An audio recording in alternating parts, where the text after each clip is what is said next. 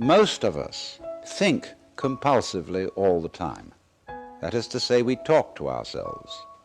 And I remember when I was a boy, we had a common saying, talking to yourself is the first sign of madness.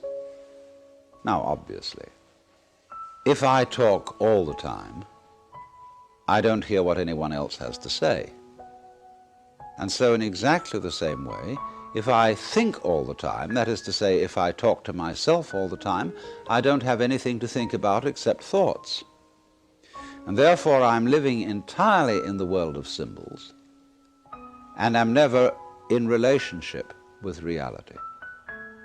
All right, now that's the first basic reason for meditation.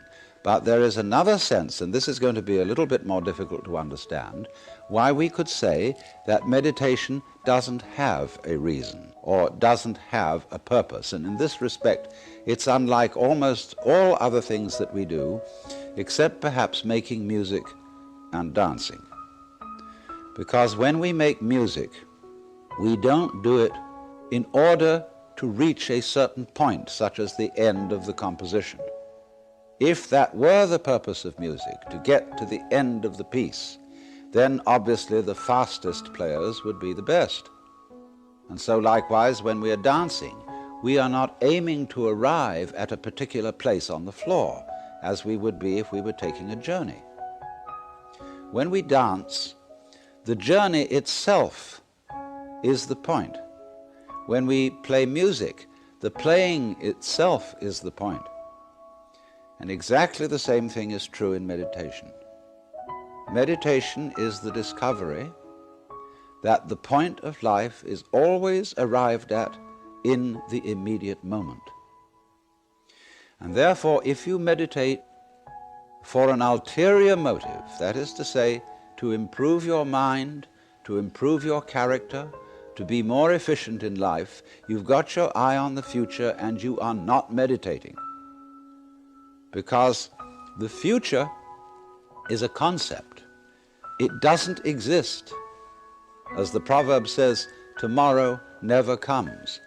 There is no such thing as tomorrow. There never will be, because time is always now. And that's one of the things we discover when we stop talking to ourselves and stop thinking. We find there is only a present, only an eternal now.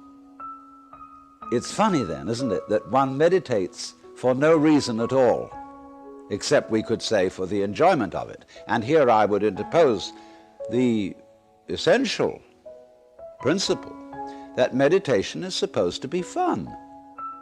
It's not something you do as a grim duty. The trouble with religion as we know it is that it is so mixed up with grim duties. We do it because it's good for you. It's a kind of self-punishment. Well, meditation, when correctly done, has nothing to do with all that. It's a kind of digging the present. It's a kind of grooving with the eternal now, and brings us into a state of peace where we can understand that the point of life, the place where it's at, is simply here and now.